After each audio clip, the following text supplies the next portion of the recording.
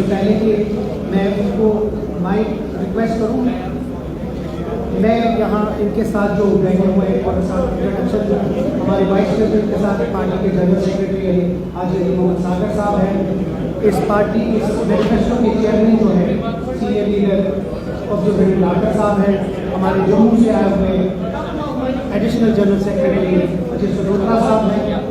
इस मैनिफेस्टो को रिलीज करने से पहले मैं मेंबर्स का नाम लेना चाहूँगा जिन मेंबर्स इस मैनिफेस्टो को रिलीज किया। उसके बाद में नाइट कुछ बात करें, उसके बाद हमारा स्लाइड स्टार्ट होगा। स्लाइड्स एक एक करके हम आपको दिखाएंगे, उनको एक्सप्लेन करेंगे जो मेन हमारा गारंटीज है। ये मैनिफेस्टो कमेटी जो 2024 की इसमें ऑब्जर्वेटरी डॉक्टर साहब चेयरमैन हैं, अजय सरोत्रा साहब एडिशनल सेक्रेटरी मेंबर हैं, मियां अल्ताफ साहब मेंबर पार्लियामेंट हमारे, Agha Mulla Sahib honourable member parliament, Nasir Aslam Malik Sahib हमारे सूबाई सदर कश्मीर, रतनलाल गुप्ता साहब जम्मू के सूबाई सदर, सकीना सेक्रेटरी हैं, खालिद नजीब सोरवर्दी साहब जो हमारे एक्स मिनिस्टर है उसके मेंबर हैं, रिटायर्ड जस्टिस हुसैन मसूदी साहब हैं एक्स एमपी, शरीफुद्दीन शारिक साहब एक्स मेंबर पार्लियामेंट, सरदार शमी ओबरॉय जो पार्टी के प्रेसिडेंट हैं, मैं इसका मेंबर हूँ।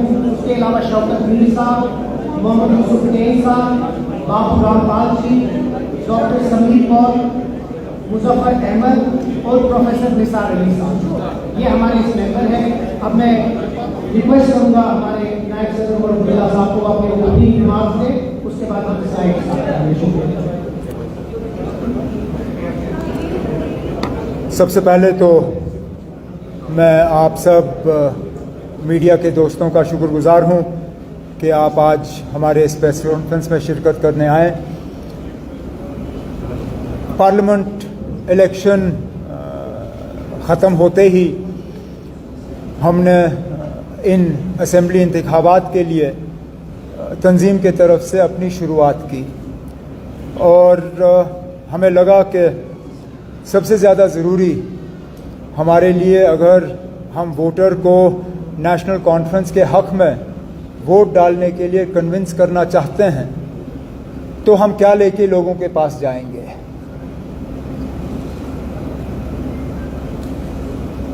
सदर नेशनल कॉन्फ्रेंस जनाब फ़ारूक अब्दुल्ला साहब ने ये ज़िम्मेदारी जनाब अब्दुल रहीम राथर साहब जो हमारे सबसे सीनियर साथियों में गिने जाते हैं, जिन्होंने न सिर्फ तंजीम में एक बहुत अहम रोल अदा किया है बल्कि कई साल जम्मू कश्मीर के फाइनेंस मिनिस्टर के तौर पे भी काम किया है।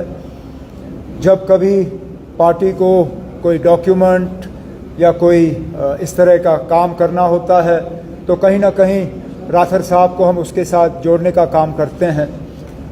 इस बार भी जब मंशूर तैयार करने की बात आई तो फ़ारूक अब्दुल्ला साहब ने राथर साहब को ये ज़िम्मेदारी दी और उन पे छोड़ा कि वो कमेटी में किन किन को शामिल करना चाहेंगे।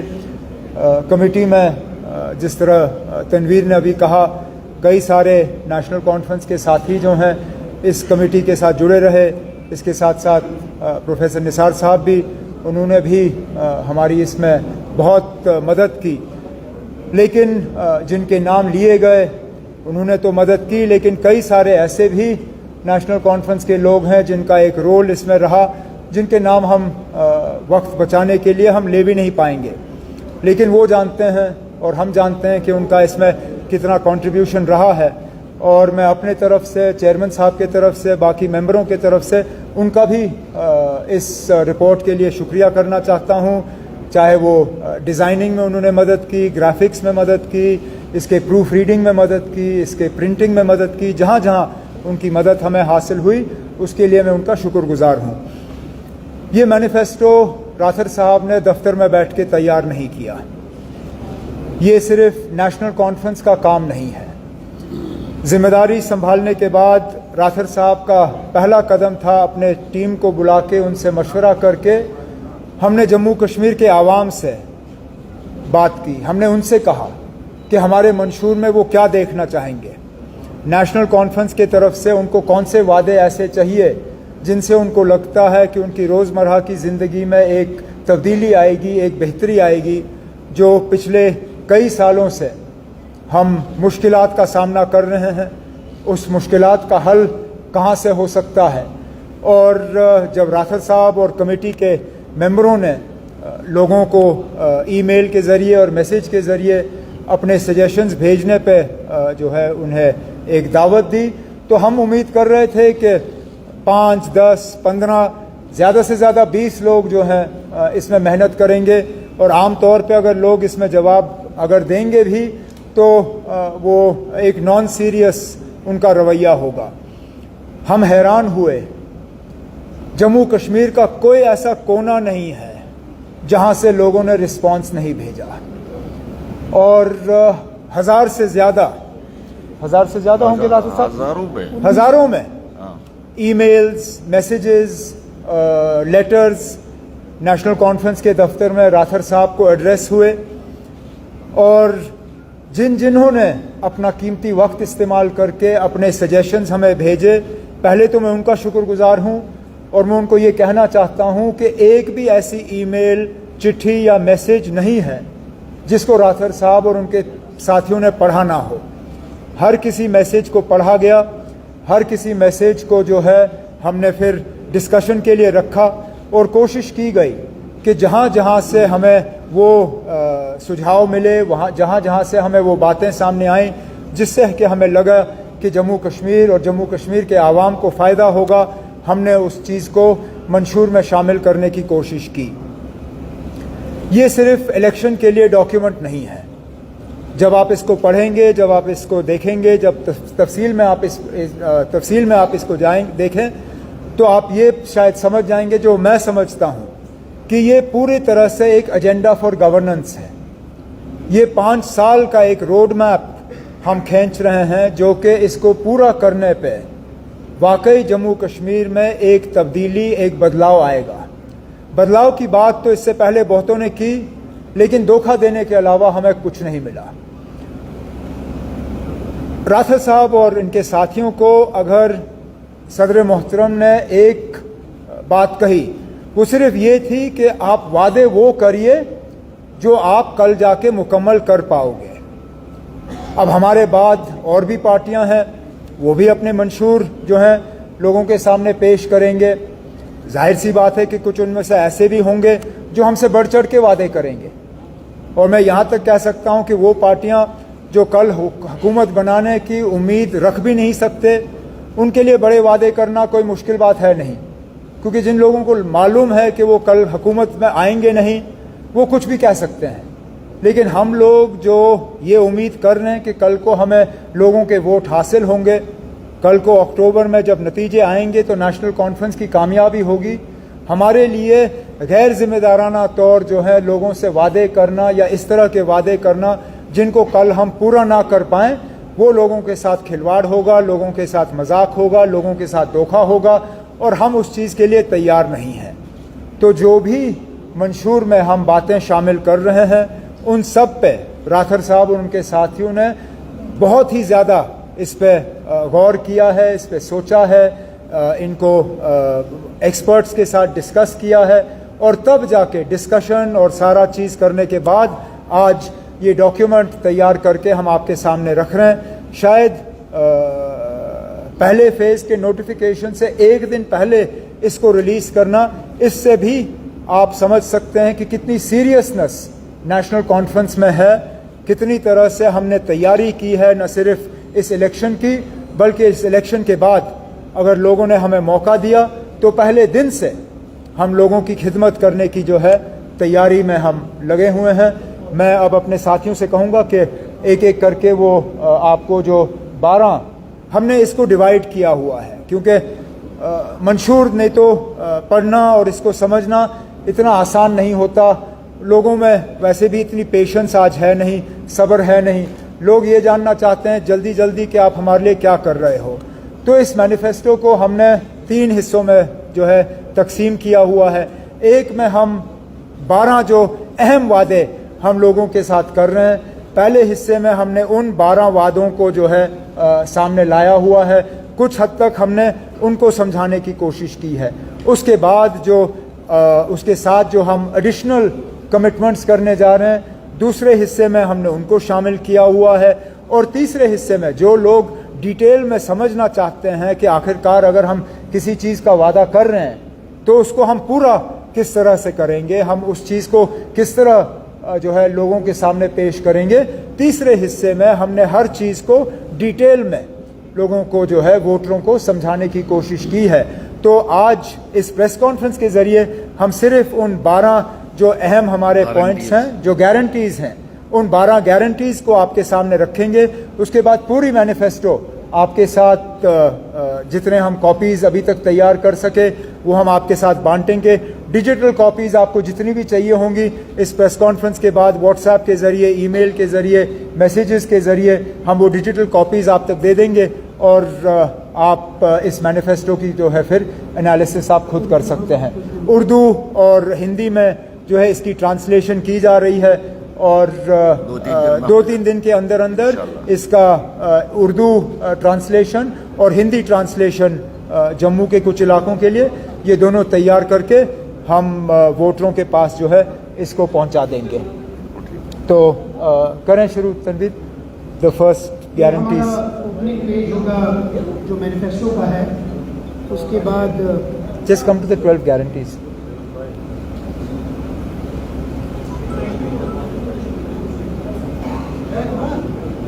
Who has the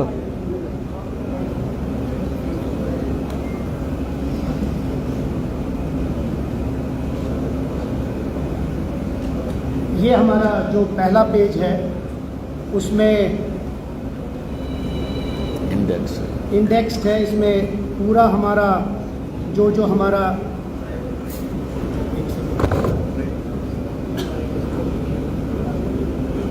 ये जो इंडेक्स पेज है इसमें हमने पूरा नंबरिंग की है कि किस पेज में कौन सा वाला, अगर किसी को कोई स्पेसिफिक पॉइंट देखना हो तो उस पेज पे जाएगा। इसका जो फ्रंट पेज है, एक हमारे खालिद साहब ने एक अच्छा शेयर है वो मैं पेश करूँगा। That's okay. They'll read it themselves. अच्छा, ये आप शेयर खुद ही पढ़िएगा।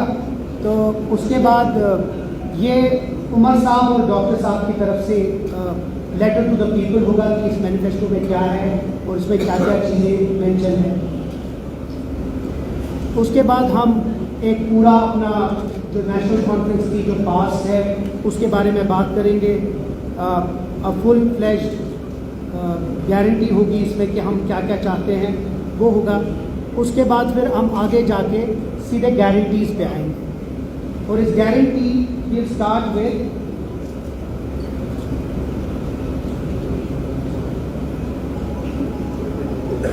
restoration of our political and legal status.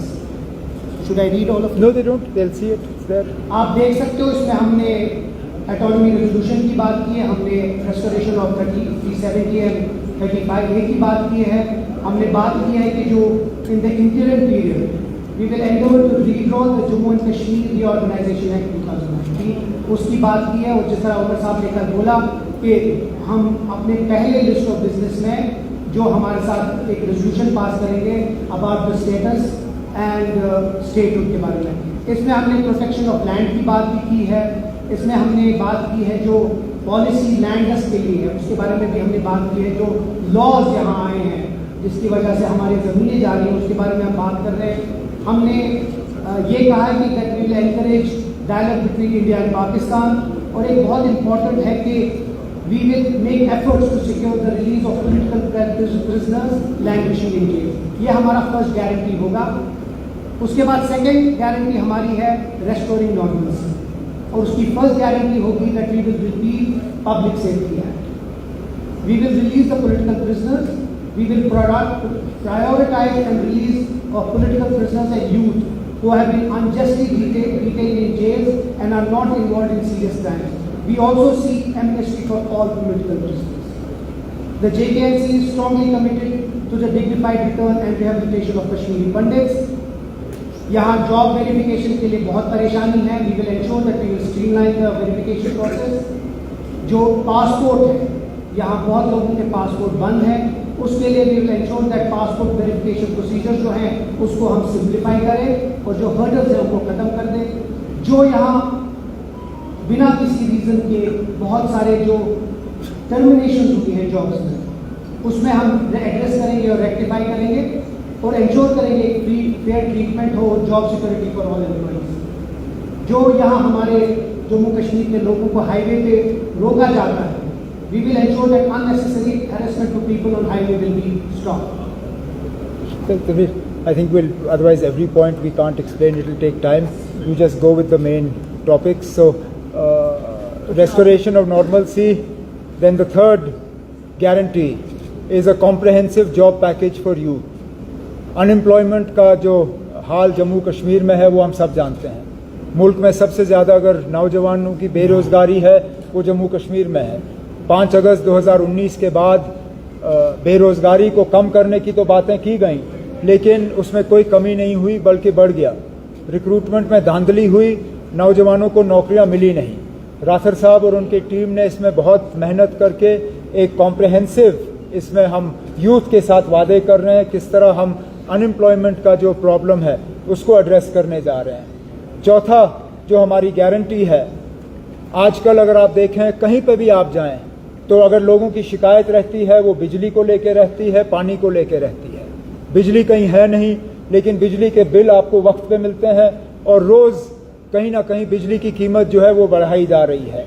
बिजली और पानी की जो तकलीफ़ें लोगों को हैं, इसके बारे में भी एक कॉम्प्रहेंसिव गारंटी लेके हम लोगों के सामने जा रहे हैं कि किस तरह लोगों की जो परेशानियां हैं बिजली और पानी को लेके, इसको हम किस तरह एड्रेस करेंगे। इसमें एक खास वादा जो हम लोगों के साथ कर रहे हैं वो 200 यूनिट मुफ्त बिजली का, और जैसे मैंने आपसे इससे पहले कहा कुछ लोग तो इससे ज़्यादा वादा करेंगे, वो उन तक है, लेकिन जो लोग कल हुकूमत में होंगे नहीं वो कुछ भी कह सकते हैं। हम जानते हैं कि गैर जिम्मेदाराना वादा अगर हमने करना होता सिर्फ लोगों को अपने तरफ खींचने के लिए तो इस 200 को हम 1000 भी कर देते, लेकिन वो जम्मू कश्मीर के लिए मुमकिन नहीं होगा, वो लोगों के साथ धोखा होगा। तो हमारी जो फाइनेंशियल पोजीशन है उसको देखते हुए राथर साहब और उनके साथियों ने ये कॉम्प्रहेंसिव इलेक्ट्रिसिटी और वाटर के लिए जो वादे हैं वो लोगों के सामने रखे हैं। सोशल वेलफेयर को लेके एक खास गारंटी हम लोगों के साथ कर रहे हैं। इसमें EWS के तहत हमारी जो हमारी माएँ बहनें हैं उनकी मदद के लिए 5,000 रुपये महीने का एक रिलीफ का पैकेज वो है। इसमें मुफ्त सिलेंडर फराहम करने की बात मैं माफ़ी चाहता हूँ, इसमें एक प्रिंटिंग में एक गलती आई है। हमने इसको 6 तो लिखा है, लेकिन नेशनल कॉन्फ्रेंस की तरफ से हमने 12 सिलेंडरों का लोगों के साथ वादा किया हुआ है। हम 12 सिलेंडर जो हैं लोगों को फराहम करने का काम जो है इलेक्शन के बाद जो इकोनॉमिकली वीकर सेक्शंस हैं उनको हम ये सिलेंडर जो हैं फराहम करेंगे। इसी तरह ट्रांसपोर्ट और बाकी चीज़ों में लोगों को एक रिलीफ देने के लिए ये हम वादे जो हैं। What else? विडो पेंशन 1000 से 3000 तक बढ़ाया। विडो पेंशन ये भी बढ़ाया हुआ है, ये सारा आपके सामने है। इसके बाद अगर आप देखें तो पब्लिक डिस्ट्रीब्यूशन सिस्टम को लेके लोग आज नाराज़ हैं। राशन का स्केल उनका कम किया गया है, राशन उनको मिलता नहीं। जहां राशन के डिपो से उनको चीनी दी जाती थी, आज वो चीनी नहीं दी जाती। राशन के डिपो से उनको केरोसिन मिलता था, केरोसिन नहीं दिया जाता। पब्लिक डिस्ट्रीब्यूशन सिस्टम को और ज़्यादा मजबूत करने के लिए, पब्लिक डिस्ट्रीब्यूशन सिस्टम में के ज़रिए लोगों को राहत पहुंचाने के लिए ये भी एक कॉम्प्रहेंसिव गारंटी के तौर पे हमने लोगों के साथ जो है कुछ वादे किए हैं जो आपके सामने हैं।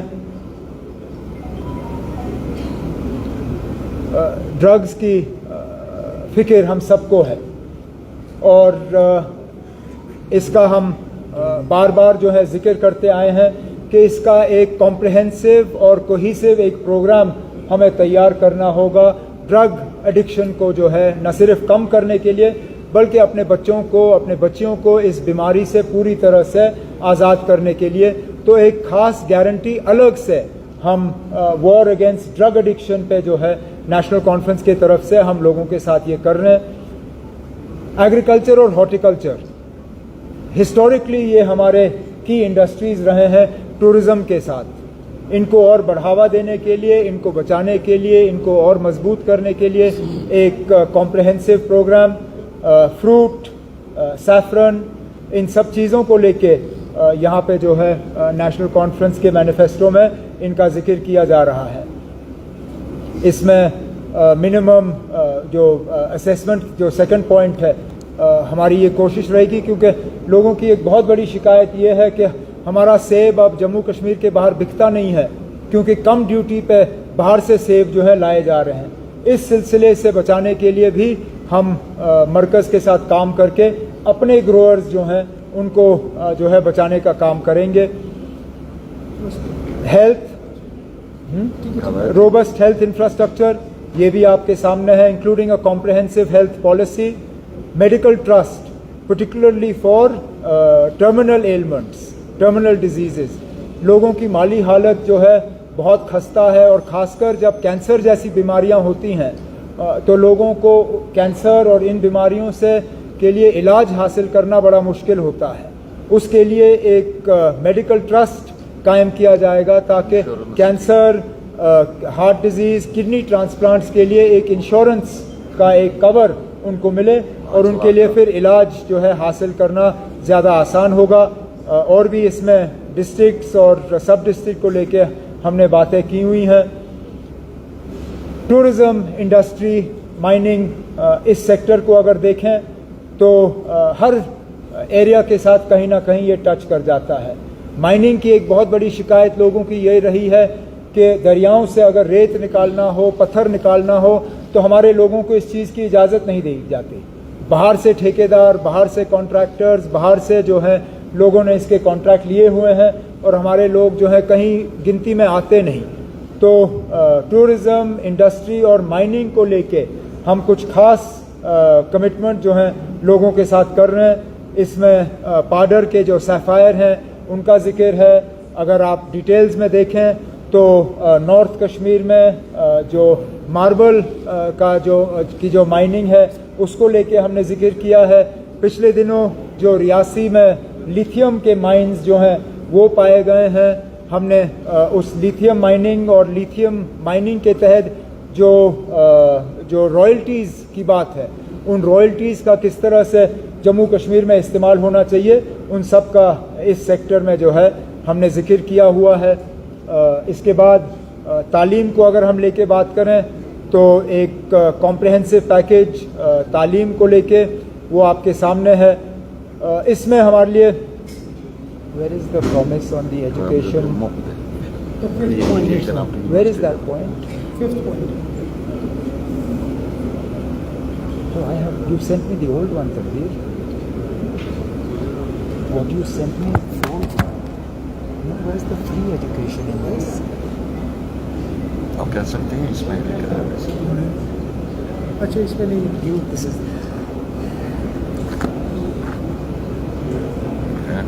शेर कश्मीर के वक्त से यूनिवर्सिटी के लेवल तक तालीम को मुफ्त किया गया था। आहिस्ता आहिस्ता आहिस्ता इसको काट के मुफ्त तालीम अब लगभग उन्होंने जम्मू कश्मीर से जो है हटा दिया है। नेशनल कॉन्फ्रेंस ने अपने मंशूर में, हालांकि इसका इसमें जिक्र हुआ नहीं है, इनसे थोड़ी सी चूक हो गई है, नेशनल कॉन्फ्रेंस के तरफ से मैनिफेस्टो में हमने दोबारा कॉलेज के लेवल तक मेल स्टूडेंट्स के लिए और पोस्ट ग्रेजुएट लेवल, डॉक्टर साहब, यूनिवर्सिटी के लेवल तक दोबारा मुफ्त तालीम जो है यहाँ के बच्चियों को फरहम करने का वादा नेशनल कॉन्फ्रेंस के तरफ से किया गया है, ताकि बच्चियों को तालीम हासिल करने में किसी तरह की कोई परेशानी ना हो। उसके साथ साथ कुछ और एजुकेशन को लेके बातें हैं जो आपके सामने हैं।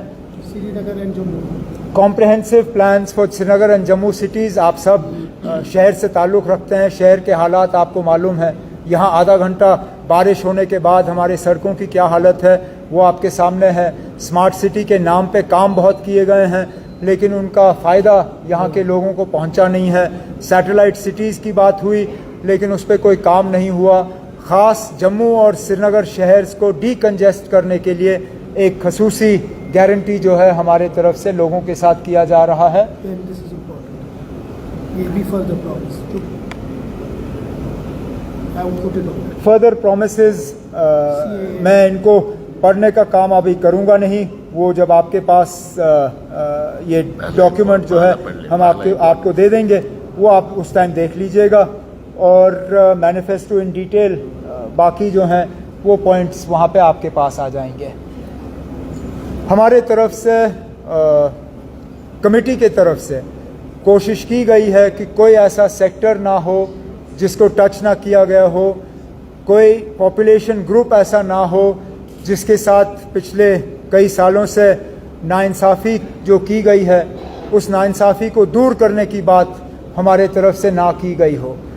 हमने अपने तरफ से कोशिश की कि ऐसा एक डॉक्यूमेंट, एक विजन डॉक्यूमेंट हम लोगों के सामने पेश करें जिससे कि लोगों को लगे कि वाकई आने वाले 5 साल अगर नेशनल कॉन्फ्रेंस को मिले यहाँ हुकूमत करने के लिए, तो वाकई एक नया कश्मीर, जिस नया कश्मीर का एक जो हमें विरासत में बाबा कौम शेर कश्मीर ने हमारे हवाले किया, अगर हम उसको अमली जामा पहना पाए तो हम पहना पाएंगे अगर हमने इस रोड मैप, इस एजेंडा को जो है मुकम्मल किया।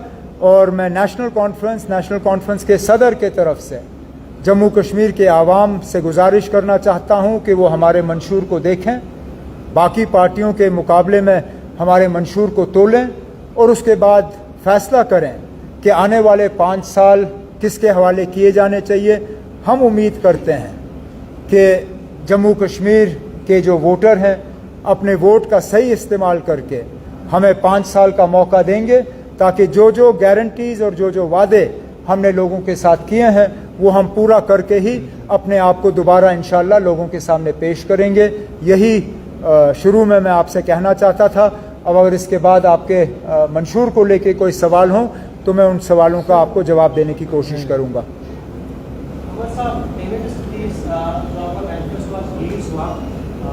जो भी पार्टी यहाँ से जीतेगी, it would be a disempowered assembly. How do you see these promises making to the people happening into the realities?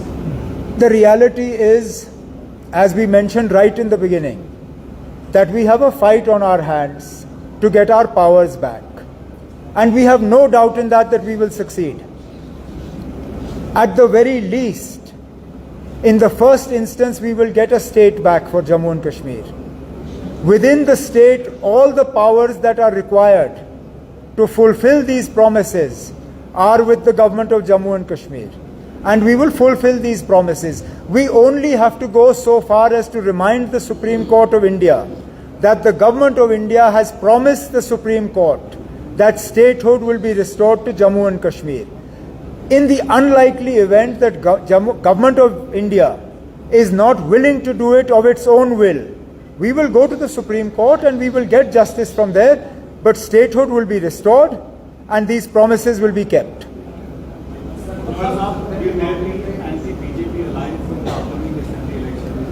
देखिए ना, कांग्रेस के साथ हमारी बात शुरू होने जा रही है। कहाँ तक हम उसमें कामयाब होंगे मैं अभी कह नहीं सकता हूँ, क्योंकि बातचीत अभी शुरू हुई नहीं।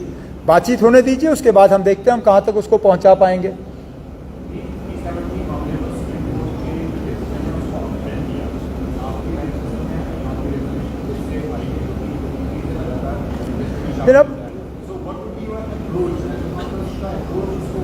अब हम पॉलिटिकली इसके लिए लड़ेंगे। सुप्रीम कोर्ट के इस फैसले से पहले क्या सुप्रीम कोर्ट का ऐसा फैसला नहीं आया था जिसमें उन्होंने 370 को अपहोल्ड किया था ना? तो अगर इससे पहले 3 बार सुप्रीम कोर्ट के तरफ से 370 को अपहोल्ड किया जा सकता है और उसके बाद इस फैसले से वो 3 फैसले बदल गए, क्या हम ये उम्मीद नहीं कर सकते हैं कि कल को ऐसे हालात बनेंगे जबकि सुप्रीम कोर्ट का ये फैसला जो है आने वाला कोई सुप्रीम कोर्ट उसको चेंज करे? अगर 3 फैसले के बाद भी बीजेपी ने हार नहीं मानी तो क्या हम एक फैसले के बाद हार मानेंगे? हमने कभी ये नहीं कहा कि रातों रात हम ये कर पाएंगे, लेकिन हम ये लड़ाई छोड़ने के लिए भी तैयार नहीं हैं। हमने कहीं पे भी लोगों से ये नहीं कहा कि आप हमें वोट दे दो तो कल हम ये चीजें जो है हासिल करेंगे। लेकिन हम लोगों को ये यकीन दे रहे हैं कि इन मामलों पे हम खामोश नहीं रहेंगे, इस लड़ाई को हम छोड़ेंगे नहीं। बीजेपी को 10-20 साल लगे, चलिए ना, हम 10-20 साल की बात नहीं करेंगे, लेकिन हमें उम्मीद है कि हालात इस मुल्क में बदल जाएंगे और हम अपना ये वादा जो है पूरा कर पाएंगे।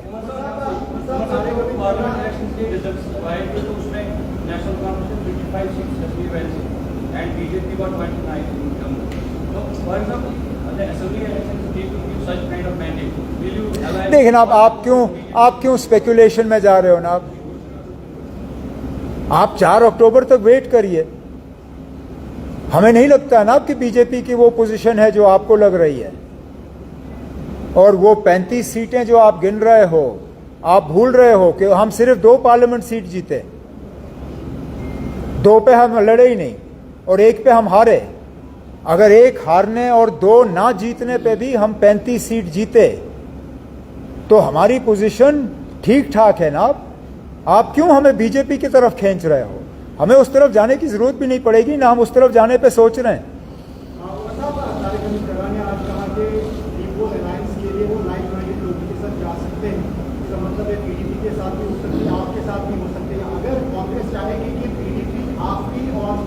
लेकिन अब कांग्रेस हमें किसी और से बात करने पे मजबूर नहीं कर सकती।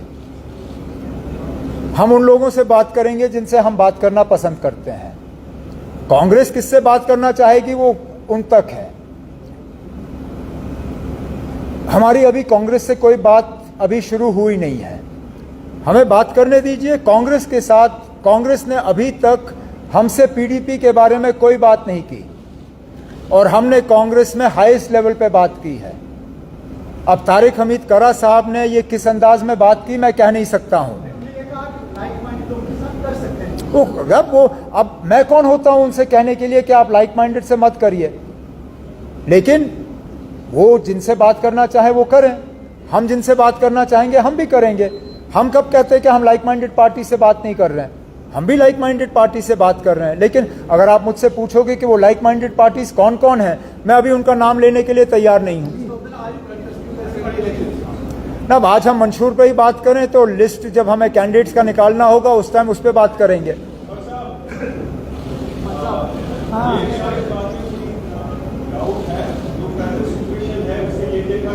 किस चीज? सॉरी, एक आप फिर से शुरू करें ना। हाँ,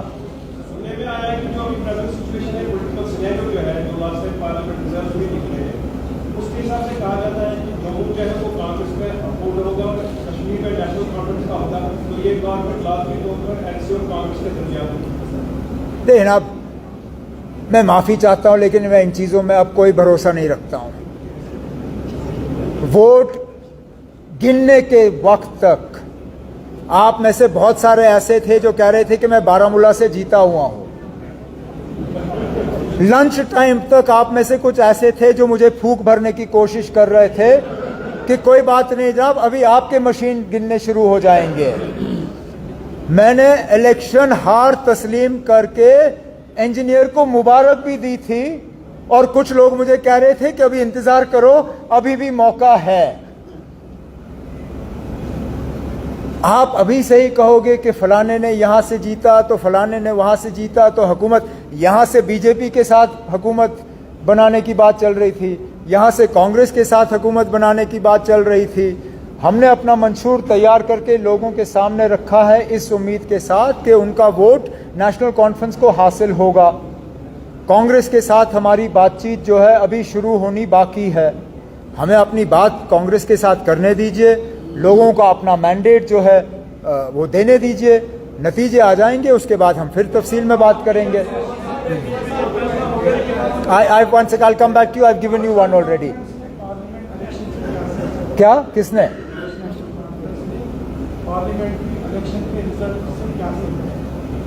हमने पार्लियामेंट इलेक्शन से ये सीखा कि हम इतने गए गुजरे नहीं हैं जितना शायद पिछले सालों में कुछ लोगों ने दिखाने की कोशिश की होगी, लेकिन हमने ये भी सीखा कि आखिरी मरहले तक किसी भी चीज़ को फॉर ग्रांटेड नहीं लिया जा सकता और इंडिपेंडेंट उम्मीदवार जो हैं वो कभी कभार बहुत ज़्यादा खतरनाक साबित हो सकते हैं। ये भी हमने सीखा है। लेकिन सबसे ज़्यादा हमें इस बात का जो है एहसास हुआ कि नेशनल कॉन्फ्रेंस का जो बुनियादी वर्कर है वो अपनी जगह मजबूत है। अगर आप नॉर्थ कश्मीर की भी बात करें, हालांकि हम हारे, नेशनल कॉन्फ्रेंस का जो बुनियादी वोट है वो इंटैक्ट रहा। बाकी पार्टियां बिखर गईं। मेरे खिलाफ जो इलेक्शन उस वक्त दावा जीत की कर रहा था, अगर उसको बीजेपी ने माइग्रेंट वोट नहीं दिलाया होता वो अपनी जमानत छोड़ गया होता। हम तो कम से कम अगर हारे तो इज्जत से हारे, बेइज्जत होके नहीं हारे। इतना तो हमने सीखा।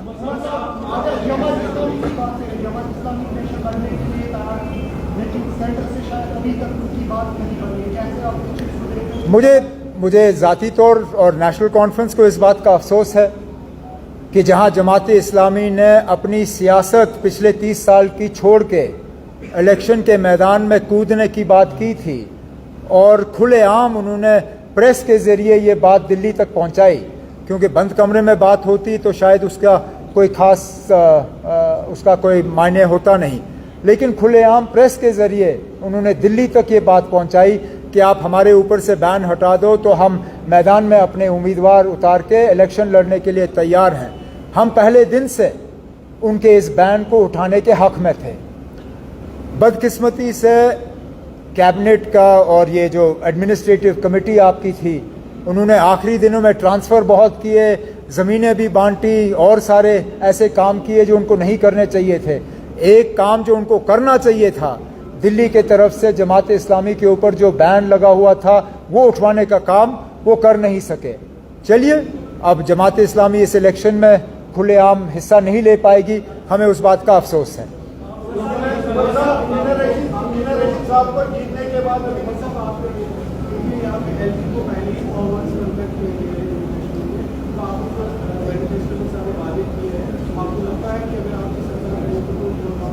देखना, कई सारे ऐसे वादे हैं जो यूटी में भी हम इन पे काम कर सकते हैं, लेकिन जैसे पहले सवाल के जवाब में मैंने कहा, हम अगर वो अपनी मर्जी से हमें स्टेटहुड नहीं देते तो हम लड़ झगड़ के स्टेटहुड अपना वापस हासिल कर लेंगे, और वापस हासिल करने के बाद जितने हमारे वादे हैं लोगों के साथ वो हम उनको पूरा कर लेंगे।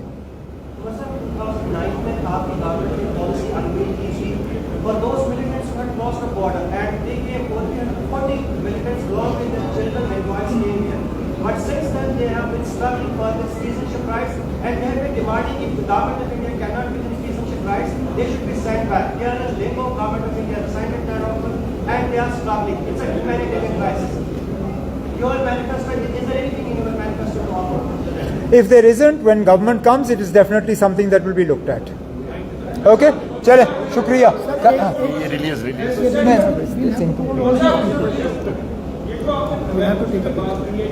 डायलॉग प्रोसेस पर काफी जोर दिया जाएगा क्योंकि इंडिया पाकिस्तान, लेकिन जब इंडिया कैटेगरी कर रहा है कि अब डायलॉग प्रोसेस, तब हम भी जानते हैं, आप भी जानते हो ना कि डायलॉग हमने करना नहीं है। हमने कहा वी विल इनकरेज इट। तो आप क्या सुनना चाहते हो हमसे कि हम डिस्करेज करेंगे? ऑब्वियसली नॉट ना। हम हमेशा से बातचीत के हक में रहे हैं, आगे भी बातचीत के हक में रहेंगे। As a responsible political party, should we be in government, we will do everything in our power to encourage that dialogue. Yeah, we will encourage a dialogue between the two countries. What is wrong with that? What is wrong in encouraging a dialogue? देखिए ना, अटल बिहारी वाजपेयी साहब ने क्या कहा हम दोस्त बदल सकते हैं, पड़ोसी बदल नहीं सकते।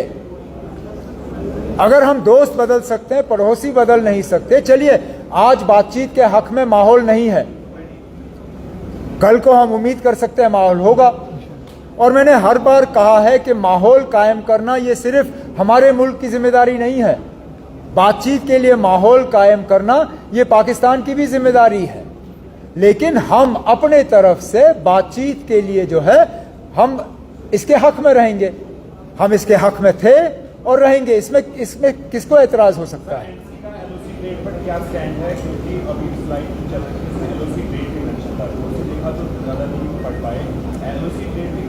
हम उसको दोबारा कायम हो तो हम LOC ट्रेड और इन सब चीज़ों को जो वाजपेयी साहब और मनमोहन सिंह साहब की देन थी जम्मू कश्मीर को, जो CBM के तौर पे हमें दिए गए थे, हम चाहते हैं कि वो दोबारा हमें वापस हासिल हो। ओके, चले, थैंक यू। चलो, होल्ड इट अप, आओ ना आइए।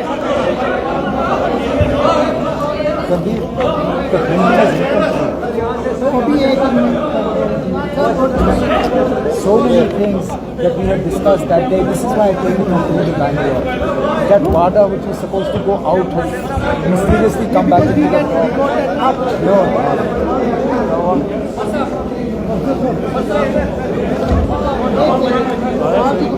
सब आ गए? सकीना जी इधर आ जाओ। सकीना इस तरफ आओ ना, आ जाइए।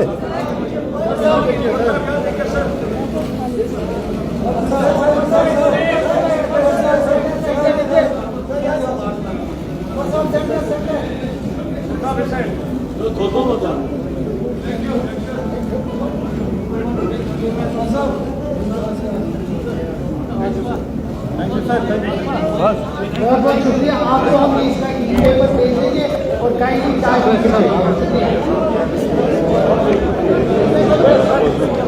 गणेश